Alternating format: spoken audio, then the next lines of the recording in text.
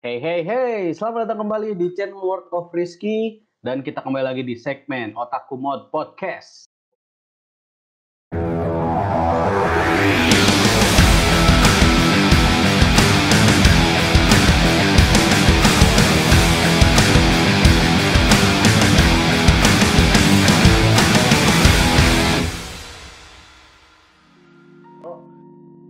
Untuk episode kali ini ya akan membahas sesuatu yang mungkin sudah familiar bagi teman-teman yang penyuka budaya Jepang, khususnya mungkin manga gitu ya.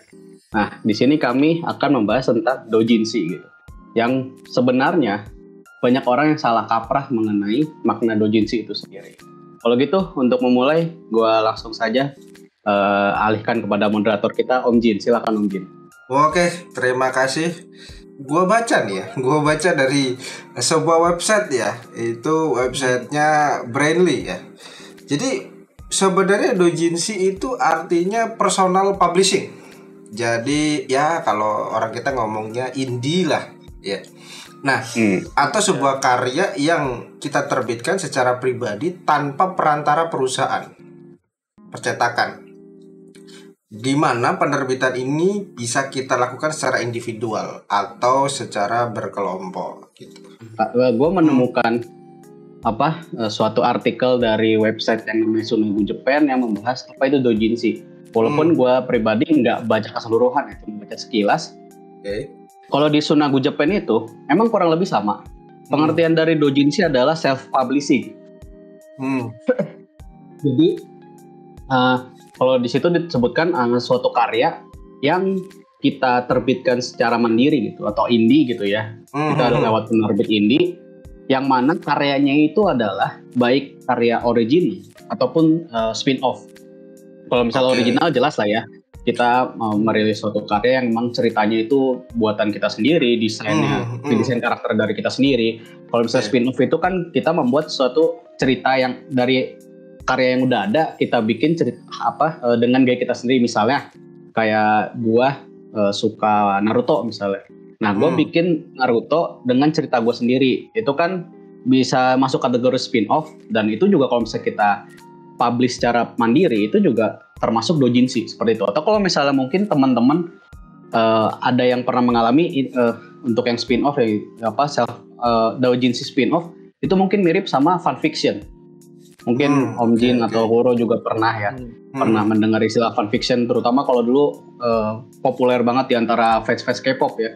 Kayak misalnya mereka membuat fanfiction member dari boy group A pacaran sama member dari girl group B misalnya. Itu kan dibikin fanfiction terus mereka publish di internet misalnya, itu juga bisa menjadi satu kategori yang disebut doujinshi gitu. Itu sih kalau yang gue mengerti sih ya. Atau kalo mungkin cross universe ya, mungkin kayak Saitama lawan Son Goku gitu ya misalnya. Nah, itu juga bisa.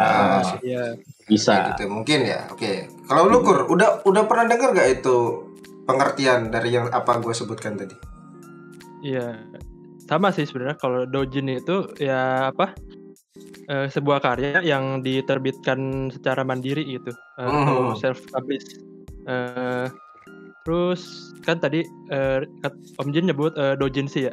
Doujinshi itu sebenarnya istilah untuk doujin yang bentuknya tuh printed work gitu. Bahasa Indonesia cetak. Ya, cetak. Jadi doujin itu kan sebenarnya gak cuma yang kayak manga atau novel gitu-gitu doang. Jadi jenisnya tuh ada banyak gitu. Mulai dari yang tadi manga, terus ada musik, terus juga ada game. Oke. Kalau untuk manga sendiri disebutnya doujinshi, terus musik biasa disebut doujin musik, dan game biasanya disebut dengan doujin soft. Oke, berarti tidak terbatas hanya di karya yang berupa manga ya atau komik dan sebagainya ya. Oke. Nah, karya cetak aja ya. Oke. Nah, ini gue ceritain sedikit sejarahnya ya. Mungkin barangkali belum tahu ya. Jadi doujinshi sendiri itu sebuah frasa ubahan dari kosakata Jepang ya. Terdiri dari dua kata dasar, yaitu doujin yang bisa didefinisikan sebagai subjek yang sama Terus dan shi yang bisa didefinisikan sebagai penanda penerbitan musiman. Nah, jadi karya ini secara umum pertama kali dipublish tahun 1885 oleh seseorang yang bernama Meiroku Zashi. Jadi Meiroku Zashi ini orang yang pertama kali mempublikasikan animasi berupa doujinshi gitu. Pada tahun segitu. Oke, jadi kalau kita mengakar dari kosakata ini berarti memang benar. Jadi doujinshi itu bisa didefinisikan kita itu istilahnya memfantasikan sesuatu yang sudah ada, kita terjemahkan atau kita translate dengan fantasi kita gitu. Ya, tadi contohnya kayak tadi Son Goku ketemu Saitama, atau mungkin One Piece si Luffy ketemu dengan Saitama atau gimana, itu ada combatnya atau bagaimana gitu. Nah, itu dari segi sejarah ya, segi histori nih. Nah, kalau gue bisa tanya nih ke lu pada deh, pertama kali lu kenal istilah doujinshi itu dari mana, dan apa karya pertama yang lu tahu kalau itu adalah sebuah doujinshi? Mau siapa dulu nih? Baik, coba. Oke. Gue lagi.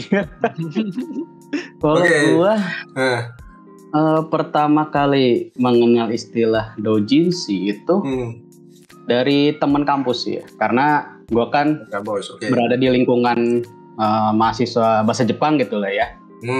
Nah, cuma memang dulu ini juga yang mungkin pas salah kaprah gitu ya. Doujinshi itu di antara teman-teman gue itu diartikan sebagai manga hentai atau manga 18+. Jadi konten lah ya. Jadi bercanda gitu, lu baca doujin lu ya, baca doujin gitu. Gitu. Nah, itu tuh mereka sudah memaknai doujinshi itu adalah manga yang 18+ gitu. Jadi gue tahu dari situ, gue lupa sih rentang mungkin sekitar 2015 mungkin ya. Cuma kalau untuk karya pertama yang gue tahu itu doujinshi, gue nggak ingat gitu. Gue nggak ingat apa, tapi memang gue akui gue pernah baca yang doujinshi yang hentai gitu. Tapi itu udah lama juga, maksudnya jadi pertama kali gue baca juga gue udah gak ingat gitu. Nah, menurut lu orang salah kaprah atau tadi itu yang lu tahu ya di circle lu tadi itu karena mereka tidak familiar dengan istilah doujinshi itu sendiri, atau karena memang ya memang mereka sudah memparadigmakan doujinshi itu adalah adult content kalau di sekitar lu, atau gimana? Mungkin gue bisa bilang karena memang sudah paradigmanya doujinshi itu adalah adult content ya. Mungkin karena mungkin saja nih sama kayak gue, mereka mengalami hal sama kayak gue dalam artian gini. Pertama kali mereka mendengar istilah doujinshi itu adalah kayak manga yang hentai. Nah akhirnya karena mereka cuma taunya itu, akhirnya ketika misalnya memberitahu orang lain, yaitu mereka memberitahunya bahwa doujinshi itu adalah manga hentai gitu. Padahal kan sebenarnya ternyata bukan seperti itu, tapi memang mungkin ya karena emang dari awalnya udah pada taunya itu ada doujinshi itu adalah manga hentai, jadi ya udah akhirnya menurut gue ya itu tadi jadinya orang banyak yang salah kaprah gitu. Udah terstigma seperti itu ya, berpikir bahwa doujinshi itu adalah adult content. Oke. Kalau lu Kur, apa Kur? Konten doujin yang pertama lu tahu, lu konsumsi gitu, apakah itu musik, apakah itu berupa manga atau yang lain gitu? Ya jadi sama sih sebenarnya, doujinshi pertama gua ya itu manga yang 18+. Jadi gue pertama kali kenal istilah doujin tuh dari situ. Terus mungkin kenapa orang bisa salah kaprah, kenapa doujinshi itu dikaitkan dengan manga yang 18+ juga mungkin karena mereka tuh taunya doujinshi itu dari situ, dari manga 18+. Jadi ya kayak kalau lu nyebut air mineral tuh aqua gitu kan. Nah, jadi udah udah termindset lah kayak gitulah. Iya, udah termindsetnya ke situ. Padahal kan sebenarnya doujinshi ini kan istilah yang kalau di bahasa kita tuh lebih populer dengan istilah self publishing atau indie lah ya. Kalau di anak-anak sini lebih kenalnya gitu. Oh, karya lu udah dilirik sama publisher gede belum? Atau kalau musik, karya lu udah di ini belum, sama label belum? Oh, belum, masih sendiri. Gue masih ini. Nah, itu sebenarnya ya kalau kita ngomong konteks dari si doujinshi itu seperti itu. Jadi artinya adalah self publishing atau sebuah karya yang memang belum dirilik, belum dikapitalisasi oleh entah itu publisher, entah itu label kalau musik dan sebagainya gitu. Oke, itu doujin in general ya. Nah, tadi kan lu pada kan sempat nyinggung nih terkait apa namanya kesalahpahaman atau mungkin ya orang mengiranya doujinshi itu adalah adult content gitu. Padahal kan enggak ya.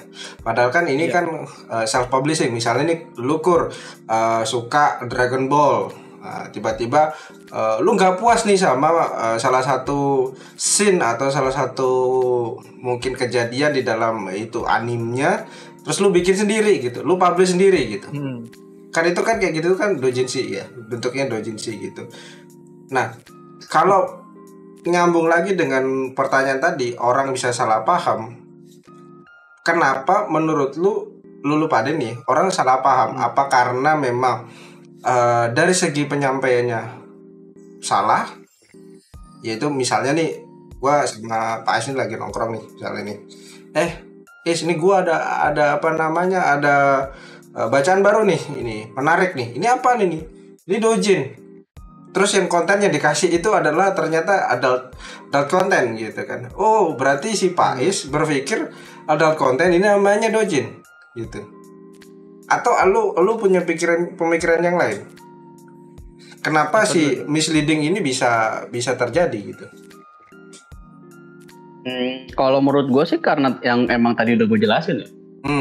Jadi dari misalnya kayak gue kan pertama tahu doujin gara-gara teman gue yang nyebut, dan dia tuh langsung memaknai doujin itu adalah yang manga hentai. Nah itu tadi mungkin karena berentet orang-orang tuh dikasih taunya begitu, ini nih doujin adalah manga hentai. Maksudnya dari awal tuh kayak dikasih taunya tuh bahwa doujin itu adalah manga hentai gitu. Akhirnya lama-lama berentet terus, dan akhirnya itu kesalahpahaman itu terjadi gitu.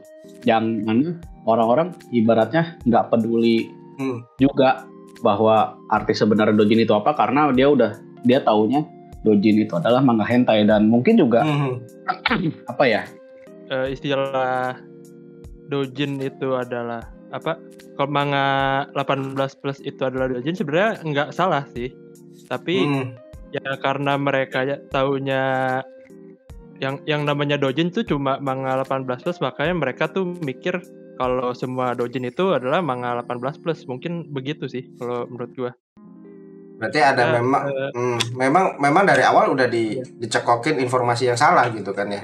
Iya. Sebenarnya nggak salah juga sih, karena emang yang mereka bilang doujin itu ya emang bener doujin.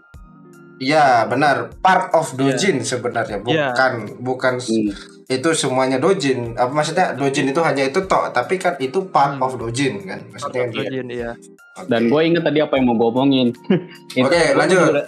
Udah nyebut, karena memang kita nggak bisa pungkiri bahwa doujinshi yang populer itu lah manga hentai. Iya. Itu kan. Oke. Lu mau ibaratnya lu mau nyari ada. Kalau lu mau nyari ada sebenarnya doujin yang tidak hentai ya, manga yang tidak hentai, walaupun memang tetap ada fan service-nya gitu ya, tetap ada. Contohnya nih, kalau misalnya kalian kalau gua nggak salah musim kemarin nonton di Muse Asia atau Muse Indonesia di YouTube, ada anime yang short anime ya, onna istilahnya, judulnya Ganbare Doki-chan. Itu doujin loh. Anime yang dia adaptasi dari doujinshi Ganbare Doki-chan itu, dan itu dia bukan hentai. Tapi memang ada unsur fan service-nya tapi memang gue udah banyak lah baca chapternya, memang tidak ada unsur hentai-nya dia. Ya, tapi itu memang doujin karena memang setahu gue emang dicetak juga. Ada versi cetaknya juga. Dia kalau gue nggak salah tuh rilisnya di Twitter, di autornya itu seingat gue. Tapi dia juga menjual versi cetaknya gitu, dibukukan sama dia. Itu juga termasuk doujin itu si Ganbare Doki-chan, dan itu bukan manga hentai gitu. Ada kalau misalnya lu mau nyari, tapi memang karena popularitas yang hentai itu jauh lebih besar, mungkin itu juga yang menggiring akhirnya orang-orang beropini bahwa ya doujinshi itu adalah manga hentai gitu loh. Menurut gue ya, kalau menurut gue kayak gitu. Oke. Berarti kan kalau kita ngomong dari segi konten-konten yang laku, konten-konten yang terkenal dari doujin gitu loh ya, gitu kan ya. Nah itu kan berarti kan sesuatu yang populer itu kan banyak market, berarti banyak demand gitu. Kalau lo tadi si Pak S ngomong yang terkenal itu adalah yang adult content gitu, dalam hal ini hentai gitu. Nah terus diadaptasi menjadi anime atau jadi apa gitu kan. Berarti kalau menurut kalian kan berarti ada market kan ini kan sebenarnya. Marketnya gak kecil kan sebenarnya. Marketnya gak kecil kan. Iya. Di Jepang sendiri sih sebenarnya marketnya kalau gue bilang udah cukup besar ya, karena ada eventnya juga, event untuk jual doujin itu. Tiap tahun tuh diselenggarain gitu. Oke. Comiket ya kalau nggak salah ya, di Comiket ya, seinget gue ya. Comiket. Ya. Dan ngomongin itu tadi juga kan bahkan memang tadi kan yang gue contohin doujinshi yang non hentai diadaptasi ke anime kan. Gue juga pernah menemukan emang doujinshi manga yang hentai itu diadaptasi juga ke anime hentai gitu. Ada juga yang seperti itu. Jadi memang ada pasarnya ya. Karena gue pernah gitu kan berdiskusi sama temen gue lah mengenai doujinshi ini gitu kan. Dia itu pernah menemukan, kalau gue nggak salah cuitan di Twitter ya, salah satu mangaka yang bilang kalau memang sebenarnya lahan doujinshi hentai itu sangat basah gitu loh. Bahkan ya kalau misalnya emang lu adalah seorang mangaka yang baru mau mulai karir lu, ada yang bilang jalan pintasnya itu adalah lu membuat doujinshi hentai, manga hentai. Oke. Itu adalah ibaratnya kayak misalnya kalau menurut gua kayak misalnya lu mau jadi seorang konten kreator, gue melihatnya lu ketika lu menjadi seorang VTuber itu jadi jalan pintas karena VTuber udah punya market sendiri gitu kan, jadi bisa cepat naik gitu. Gue melihat seperti itu, dan itu juga ternyata kalau misalnya di Jepang nggak bisa dipungkiri bahwa market untuk manga hentai itu sangat besar gitu. Jadi ketika ada mangaka mau memulai karirnya, salah satu jalan pintasnya itu adalah menjadi manga hentai, karena memang si teman gue ini juga pernah bilang kalau misalnya pendapatan yang dari manga hentai itu juga cukup besar gitu loh. Jadi kayak misalnya nih lu posting karya lu si doujinshi hentai ini, tes aja. Terus lu dapet misalnya 300 orang yang lihat karya lu. Dari 300 itu aja katanya pendapatannya udah lumayan besar gitu loh. Jadi memang mungkin nggak bisa dipungkiri bahwa si ilustrator atau mangaka ini juga akhirnya banyak yang memilih jalur untuk membuat doujinshi hentai gitu untuk memulai karirnya. Seperti nih, salah satu contohnya juga ada ilustrator light novel yang gue baca. Dia nama ilustratornya Kakao. Itu kalau misalnya gue lihat ilustrasinya di light novel yang pernah dia ilustrasiin itu nggak ada light novel yang hentai gitu loh. Ada sebenarnya light novel hentai tapi dia tidak menggambar light novel hentai. Nah, dia mengilustrasinya kayak ada yang genrenya romance komedi, ada yang genrenya fantasi magic kayak gitu-gitu. Nah, tapi sebenarnya dia itu si Kakao Sensei ini adalah ilustrator atau mangaka doujinshi hentai. Oke. Backgroundnya awalnya seperti itu ya. Backgroundnya, iya. Gue lihat ya dia soalnya kan karena gue mengikuti author light novel yang diilustrasikan oleh Kakao ini, dan dia si autornya ini retweet salah satu tweetnya Kakao, dan gue lihat belum lama ini juga baru publish gitu loh doujinshi hentainya dia gitu. Jadi pas gue lihat berarti emang mungkin ya itu juga membuat doujinshi hentai itu juga menjadi salah satu jalan bagi seorang mangaka untuk namanya naik dan akhirnya dilirik oleh perusahaan misalnya atau oleh author light novel dan segala macamnya gitu. berarti tidak menutup kemungkinan ya mangaka yang lu kenal sekarang yang udah gede namanya ya, siapalah sebut siapalah, itu mungkin ya pernah merilis atau pernah membuat karya doujin hentai. Bisa jadi kan? Bisa jadi. Iya. Kalau mungkin dia tidak pakai nama real, mungkin dia bisa pakai stage name, nama panggung ya. Ya untuk jadi kan stage name kan hanya ketika dipublish aja gitu kan. Ketika dia jalin kontrak dengan penerbit, kan dia tetap pakai nama asli gitu kan. Tetap si penerbit tetap tahu ini orangnya siapa gitu kan. Yang nge-create karyanya ini siapa gitu kan. Gitu. Iya. Intinya kan si publisher itu kan pengen tahu rekam jejaknya gimana. Stylenya gimana? Cocok gak ketika dirilis ke pasar gitu kan. Sebenarnya kan gitu kan. Gitu. Baru setelah itu dia mungkin bikin karya yang lebih konvensional, yang lebih banyak orang bisa terima akhirnya, dan si publishernya berani atau mau menerbitkan karya yang lebih konvensional tadi kan gitu. Oke.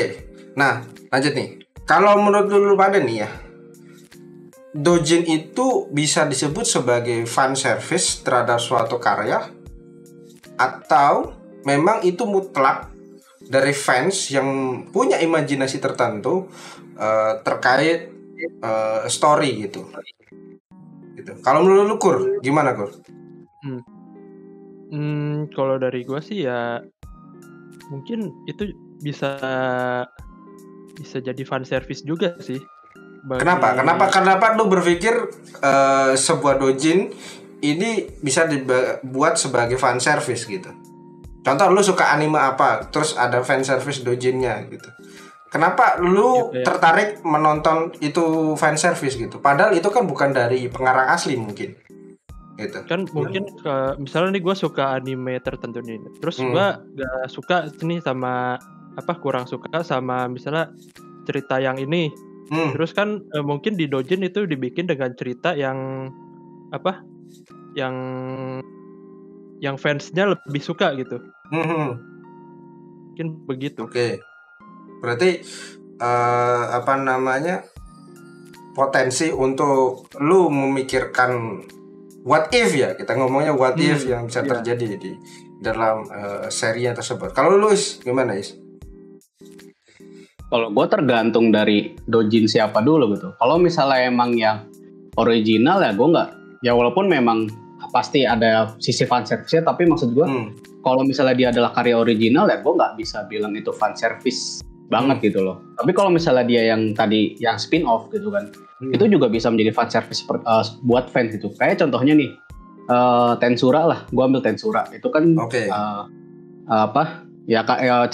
cerita di main core-nya kan Tensura gitu kan, dikarang oleh Fuse ya kalau nggak salah. Nah kalau misalnya lu tahu manga atau anime, ada animenya Tensura Nikki, itu adalah spin off yang dibuat oleh mangaka lain gitu kan. Nah itu juga menurut gue adalah fan service kan.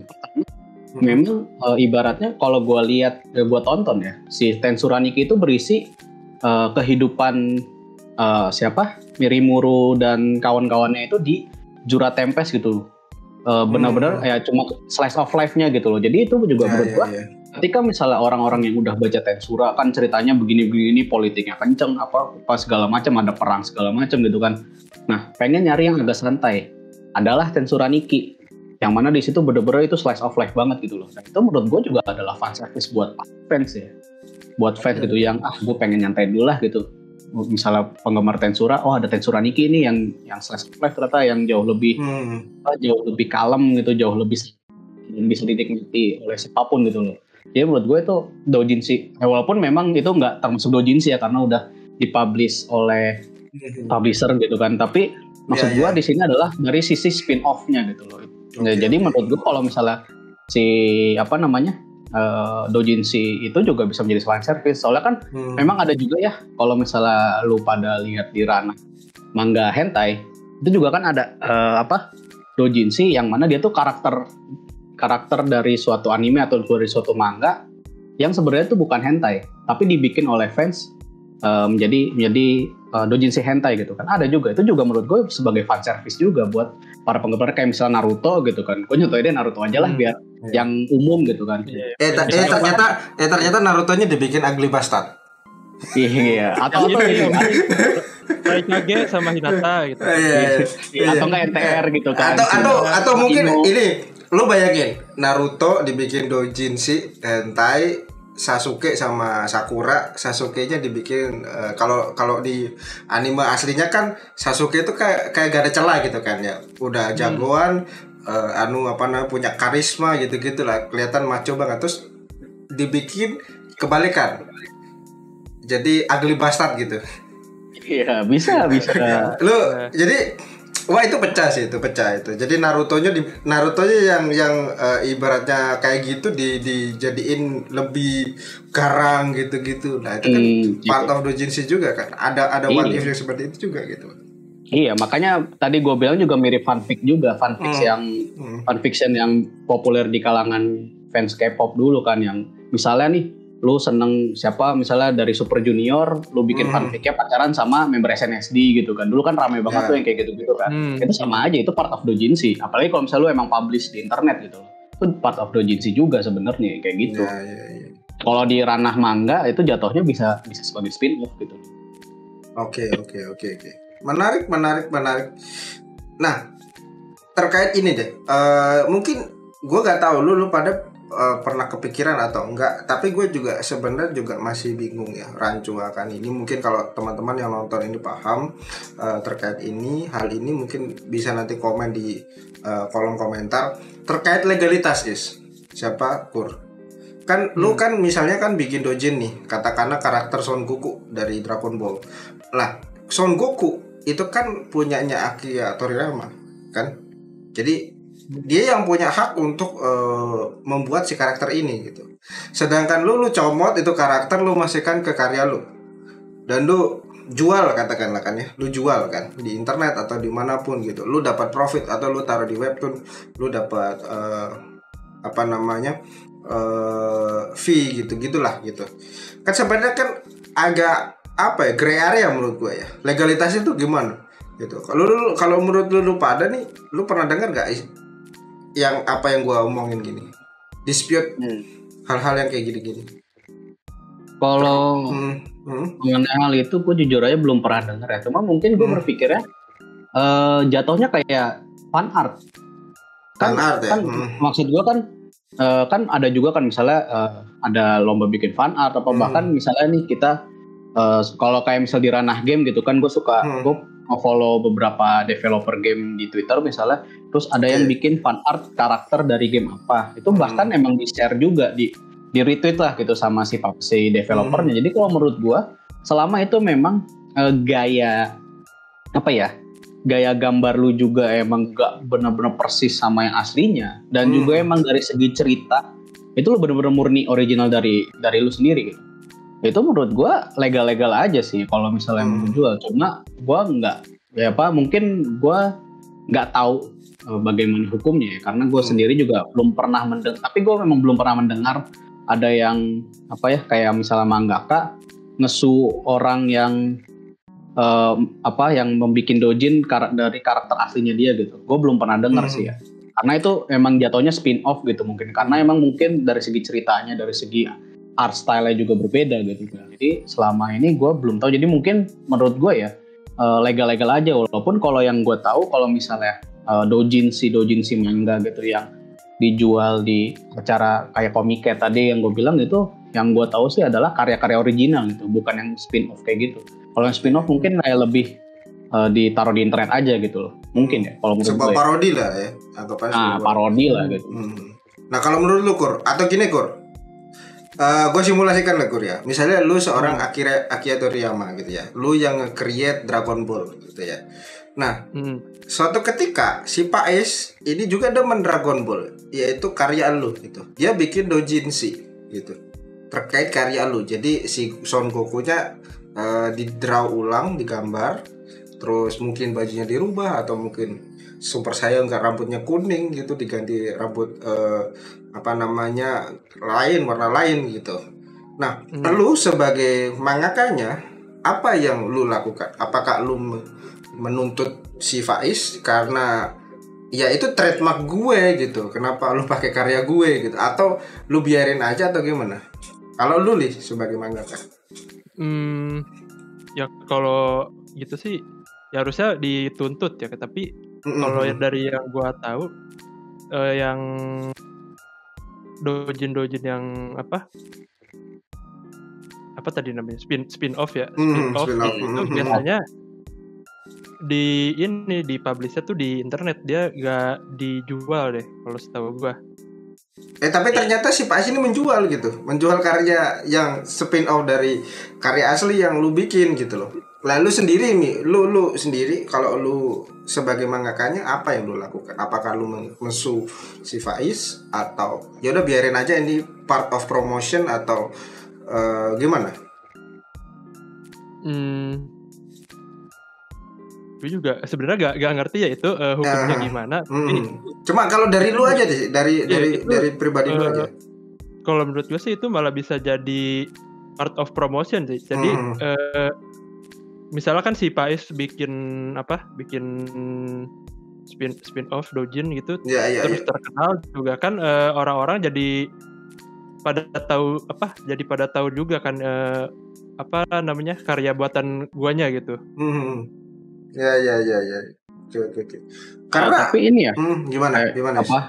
Sorry nambahin dikit. Ini juga mungkin memang tidak masalah selama kalau dijual tidak masalah selama memang mendapatkan izin dari si autor aslinya. Mungkin minta izin lah. Contohnya yang tadi gue sebutin Tensura sama Tensura Nikki. Itu kan si Tensura Nikki itu autornya tuh beda. Bukan si Fusei sensei-nya gitu. Tapi mungkin yang autornya si Tensura Nikki ini sudah izin ya, mungkin ya udah izin untuk membuat spin-off-nya, dan juga bahkan kan memang diterbitin oleh publisher dan bahkan sampai dijadikan anime gitu. Mungkin kalau misalnya untuk yang itu bisa saja ya itu legal gitu aja jatuhnya mungkin ya, karena memang mungkin sudah izin. Cuma kalau untuk yang dojin sendiri karena itu adalah self publishing ya, jadi gue kurang tahu, tapi setahu gue sih memang nggak juga ya, kalau nggak salah ada juga di gue suka lihat-lihat di toko online gitu kan, yang emang jualan barang-barang dari Jepang, ada juga yang dijual doujinshi dari karakter kayak misalnya Jujutsu Kaisen, walaupun itu BL ya. Oke. Gitulah pokoknya. Cuma maksud gue dia dijual dalam bentuk buku. Itu kan menurut gue itu kan doujinshi bagi gue ya, karena memang dia benar-benar official lah.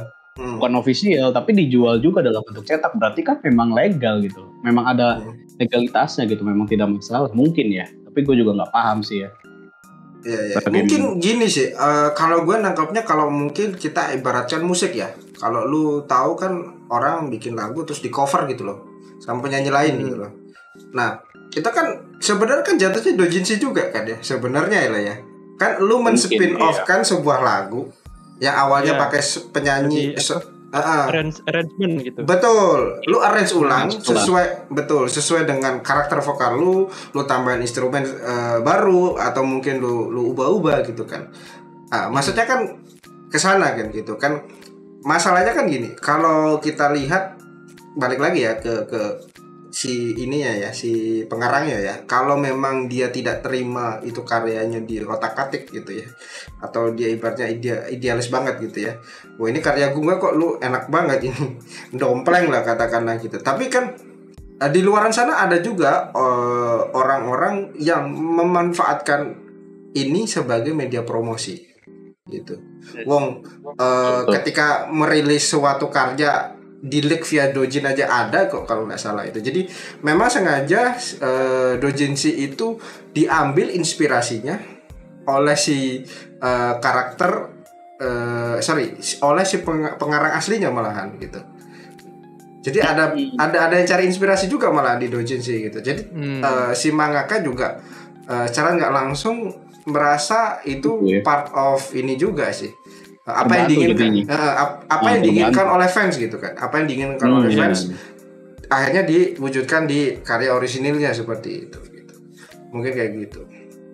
Nah, mungkin nyambung yang tadi nih, yang terakhir nih, yang mungkin sempat kepotong nih. Kenapa doujinshi hentai itu lebih populer? Menurut lu pada nih? Ya udah, santai aja jawabnya, nggak usah mikir keras, santai aja. Ya. Ya, gara-gara kepala langsung si Pak Es. Iya. Kalau lu Kur. Kenapa Kur? Kuru dulu dah. Kenapa Kur? Gue juga bingung ya. Mungkin karena misalnya emang orang-orang pada lebih demen hentai aja mungkin. Jadi kan orang tuh pas awalnya tuh nyarinya yang misalnya dia suka anime apa, terus dia cari gitu, dia nyarinya ya yang doujin hentai dari anime itu gitu. Oke. Berarti fantasi ya, fantasi dari sebuah karya yang dia sukai gitu kan. Oke. Kalau Luis, udah kebayang belum jawabannya? Sebenarnya yang alasan yang pertama mungkin udah gue jelasin sebelumnya ya.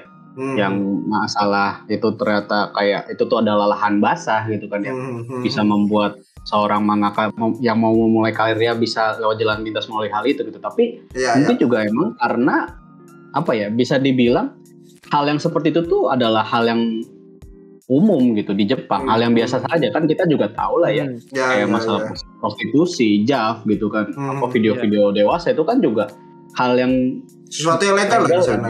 Sesuatu yang legal lah gitu kan di sana. Jadi menurut gua kenapa emang doujinshi yang hentai itu lebih populer juga mungkin karena itu juga, dan juga karena memang gimana ya?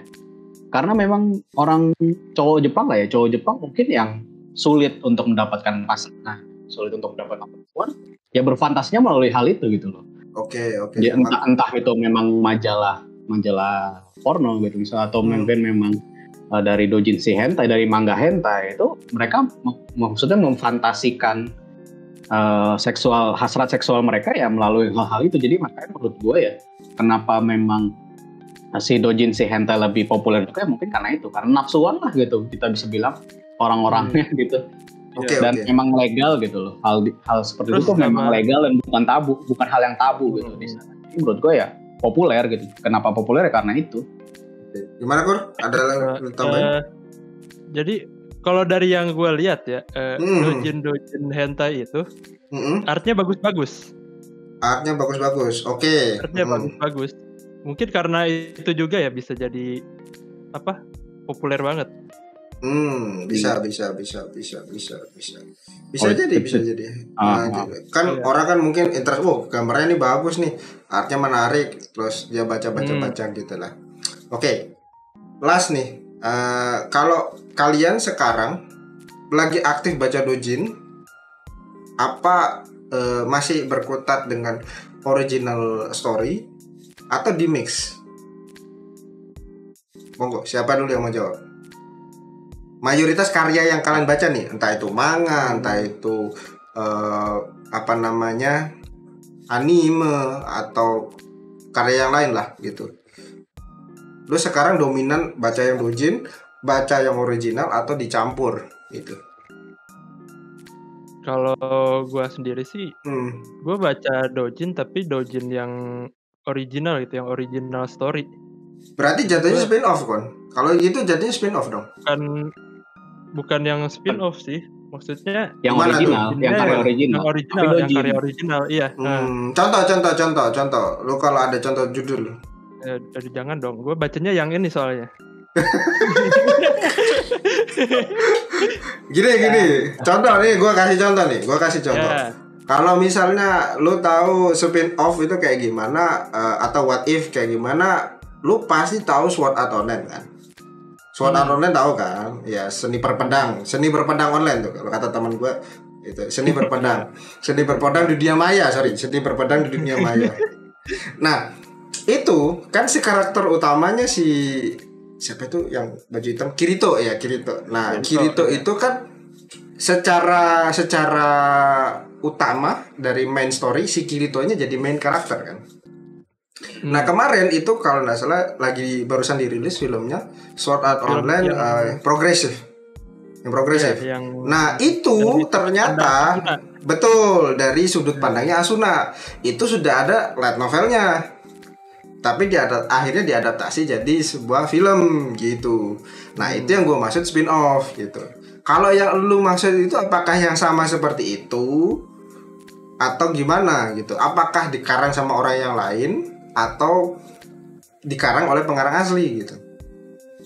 Yang bikin seriesnya itu maksud gue.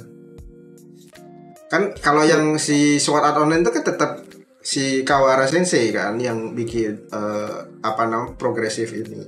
Nah kalau yang lu baca tuh yang tadi saya itu apakah maksudnya ceritanya cerita original bukan dari anime yang udah ada gitu, anime atau manga yang udah ada, jadi itu cerita original sendiri. Tapi yang mengarang sama orangnya dengan yang cerita original. Bukan Om Jinggi, maksudnya gini, dia itu membuat suatu karya yang memang belum pernah ada yang bikin original dari dia sendiri, gitu loh. Jadi bukan membuat spin off dari yang udah ada, tapi dia memang karya yang dia karya pribadi, karya dia sendiri yang original dari dia yang memang belum pernah ada yang rilis gitu loh. Maksudnya gitu, yang originalnya gitu. Tapi belum dipublish secara publishing capital ya, masih indie gitu loh. Masih indie. Oke. Kalau lu gimana? Kalau gua sebenarnya tetap jauh lebih banyaknya ya itu manga, anime, novel itu yang memang udah dipublish oleh major publisher ya. Tapi memang gue juga sekarang itu terkadang nyari doujinshi yang dipublish di Twitter. Kan sebenarnya kalau yang ini ya, gue menurut gue karya manga yang dipublish di Twitter atau Pixiv itu juga termasuk doujinshi. Kayak di webtoon gitu tuh udah termasuk doujinshi atau udah bukan ya? Menurut gue enggak sih, karena webtoon sendiri udah perusahaan besar sih, udah publisher besar. Jadi menurut gue ya. Tapi kalau misalnya kayak di Twitter dan di Pixiv itu kan dia akun sendiri dia publish gitu loh di akun dia sendiri. Jadi menurut gue itu juga termasuk doujinshi, walaupun ada salah satu mangaka doujinshi yang gue ikutin di Twitter. Dia menurut dia itu kalau doujinshi itu ya memang dalam bentuk cetak, bukan yang dia publish di Twitter. Tapi kalau gue berpikir yang di Twitter atau di Pixiv pun itu adalah self publishing gitu. Gue jadi berpikirnya itu adalah doujinshi gitu loh. Sama kayak orang yang bikin crowdfunding di Patreon atau di Fantia ya kalau di Jepang ya, itu kan mereka juga rilis di sana sebenarnya kan. Mungkin bisa gitu. Mungkin itu ya gitu kan. Karena gini, kalau kita ngomong cetak fisik ya, kalau kita memang tinggal di Jepang memang gampang ya. Gampang. Kalau kita overseas ya gitu, misalnya lu sekarang di Indo ya, terus karya yang lu suka itu hanya dipublish atau dicetak di Jepang gitu. Lu pengen dapat cetak fisiknya kan agak susah ya sekarang kan. Susah. Apalagi misalnya dijualnya cuma di Comiket gitu, di event tertentu. Betul. Khusus event itu doang gitu, misalnya Comiket berapa terus udah gak dicetak lagi. Nah, kalau sebagai kolektornya, sebagai penikmat ini yang beli di Comiket ya, wah ini barang mahal ini berarti nih. Bisa gue jual lagi, bisa gue resell nih gitu kan. Jadi ibaratnya kayak rare item gitu. Tapi bagi si publishernya atau si mangakanya atau si artisnya, wah, kalau gitu kan berarti kan gue gak bisa ngejual karya gue lagi dong gitu kan. Gitu kan. Kesannya kan kayak gitu malah jadinya gitu. Oke. Menarik. Lanjut gimana? Mungkin lanjut sedikit yang tadi ya. Jadi memang itu tadi gue berpikirnya kalau yang di Twitter atau Pixiv itu juga masuknya selama dia belum dilirik oleh publisher besar, itu masih doujinshi. Dan mungkin kalau ada contohnya yang non hentai ya, ada di Twitter itu judulnya Tomodachi no Onesan ini Koishi Tahanashi kalau nggak salah, atau kalau judul Inggrisnya kalau misalnya di web gelap gitu ya, itu The Story of a High School Boy Who Fell in Love with His Friend's Sister apa kalau nggak salah. Itu tapi jatuhnya kalau gue lihat dari si desainnya tuh shoujo manga sih. Cuma itu adalah salah satu yang gue baca juga, yang pernah gue baca juga di Twitter gitu, yang dia publish di Twitter, itu salah satunya. Jadi walaupun memang tadi yang gue bilang kalau gue masih jauh lebih banyak baca yang udah dipublish secara publisher besar gitu loh. Oke. Oke. Menarik. Jadi kalau bisa gua simpulkan berarti kan ya doujinshi ini sebenarnya terjadi banyak salah kaprah di kalangan kita. Orang mengira doujinshi itu hanya terbatas di adult content, padahal enggak. Kalau di sini mungkin bisa disamakan kayak indie atau self publishing ya. Jadi karya-karya yang belum dirilis atau belum dibantu untuk capitalnya untuk secara masif ya, oleh label mungkin kalau musik, oleh publisher besar itu atau percetakan besar kalau mungkin misalnya dia berupa manga atau berupa karya berbentuk gambar gitu ya, bentuk buku seperti itu. Oke. Menarik. Nah, itu episode kali ini teman-teman. Kalau mungkin misalnya teman-teman ada saran atau mungkin hal-hal menarik terkait doujinshi yang teman-teman tonton atau mungkin baca atau mungkin musik doujinshi yang teman-teman dengar, boleh silakan drop di komen. Kita share, siapa tahu ada yang tertarik juga. Oke. Ada atau si Kuro mau kasih tambahan? Siapa nih? Tambahan? Tambahan apa tuh? Oke. Kalau nggak ada, saya kembalikan ke Faiz untuk closing nih. Silakan. Kalau gitu, jadi di sini kami bertiga berharap ya dengan bahasan kali ini seenggaknya bisa membuat teman-teman akhirnya tahu bahwa doujinshi itu bukan selamanya adalah sesuatu yang hentai gitu, sesuatu yang 18+. Jadi di sini banyak salah kaprah, walaupun memang pada kenyataannya yang jauh lebih populer adalah yang hentai gitu, seperti itu. Oke lah, kalau begitu sampai di sini dulu untuk episode kali ini. Kami bertiga pamit, sampai jumpa lagi di Otaku Mode Podcast episode berikutnya. Dadah.